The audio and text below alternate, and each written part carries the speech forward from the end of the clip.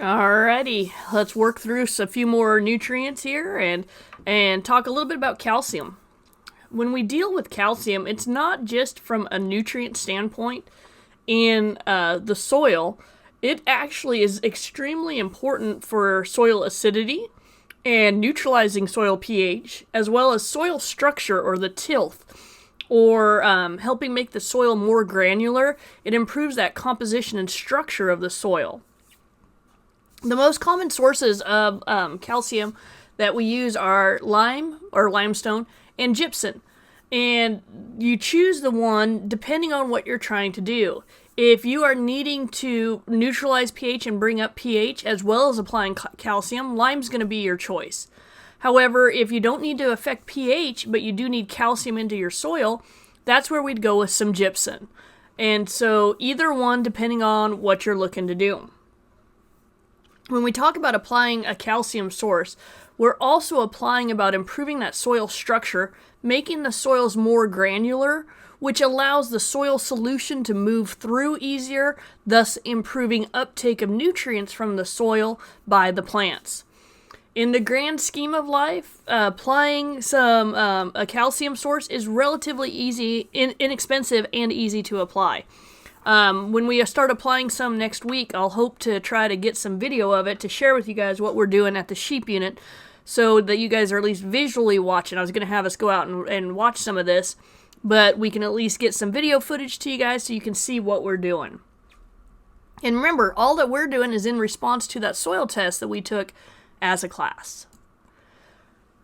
Some areas, especially like Australia, New Zealand, it is standard practice to apply 200 to 500 pounds of limestone per acre per year. And what you see from just that practice alone is improved clover germination and growth, increased earthworms and the presence of earthworms in their activity level, less weeds, hey, that's a win, improved tilth or the farmability of that soil.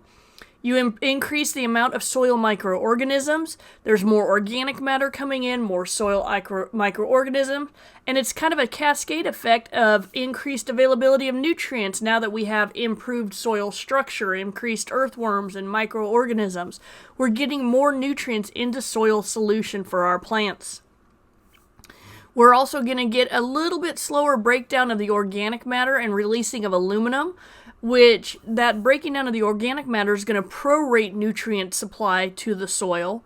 And aluminum is one we actually want to control because it can be toxic and have negative effects down the road. We'll talk about that. The other thing is that as all of this is going on, we're also going to improve plant palatability, making the animal want to consume more plants.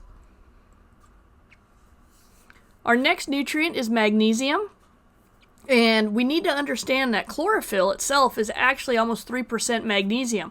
So it is intimately involved in photosynthesis. We do have a condition we'll talk about later in the semester, a deficiency of magnesium, or actually low blood magnesium in livestock, can lead to a condition called grass tetany.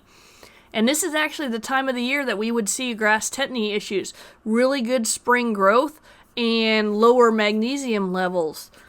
And the biggest risk for a deficiency is actually on sandy soils that have been limed, because that calcium is going to bind up whatever magnesium's there, and that sandy soil is going to leach that calcium down deep into that soil. And so that presents a bit of a challenge. Some good sources of magnesium: dolomitic limestone, magnesium oxide, or magnesium sulfate, which is Epsom salts. And so you can apply some of those depending on what your need is. But if you don't have sandy soils, you're not as high risk. And if you looked at the soils that we have here at Chico State, we were in that nice loam middle of the pack in terms of soil structure and texture. So magnesium's not been a major issue for us. One that is a bigger issue is sulfur. And sulfur is one that generally we do need to supplement in our irrigated pastures just because of how our soils handle it. And so this image is just showing that the sulfur cycle, that animals are going to consume the plants, and as well as the plants taking up sulfates from the soil. And we have to kind of be careful on how much sulfur we're using and it's coming back in from. Most of the soil is in organic form. And that needs to be mineralized for the plant to take it up. So we've got to get it from organic form to an inorganic form for the plant to use it. Legumes like clovers and alfalfa actually need sulfur. They have a requirement for sulfur in order to fix nitrogen. And so you can test apply some gypsum to see if it's needed. And we're actually using gypsum, which is calcium sulfate. And so we will be applying some sulfur to our soil as well as the calcium when we're doing this. Boron is another one that's an essential plant nutrient, but you need it in little tiny amounts. The legumes like alfalfas and clovers are going to be very sensitive to low boron. And this is likely to develop after severe dry spells. And guess what? We had several years of drought and we have not applied fertilization. And so therefore it doesn't surprise me that our pasture came back deficient in boron. You have to be very careful. Too much of it can kill a grass. But general recommendation is a couple of pounds, 2 to 3 pounds of boron every acre, every 3 years. We are probably going to apply some boron later on this spring with some nitrogen to kind of help get our plants back to where they need to be, and then we can start maintaining that with our grazing management. Molybdenum, or moly, is more available in the alkaline soils and soils with high organic matter.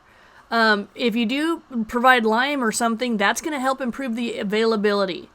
This is one that only apply if you need to. Test before applying. It can be toxic to some extent, but why spend the money if it's something you don't need? And it's not one we commonly have deficient in this area. And that kind of goes for the rest of these. The chlorides, cobalts, copper, iron, zinc, or all of these other ones. The bottom line is, test before applying. If you don't need it, don't apply it. Save yourself the money. One thing, though, is that several of these can go to toxic levels to the plant. So you need to be careful with application. And so that's why we went through the soil testing process, is so we know exactly what we're missing, so we know what to apply. And when we apply that, we are treating our plants to what they exactly need and not trying to get into applying more than we need, because that's just wasting money and resources such as labor, fossil fuels and application, the actual elements itself. If we don't need it, let's not apply it. Alright, I'm going to wrap up the nutrition part there, and then we're going to delve into understanding soil.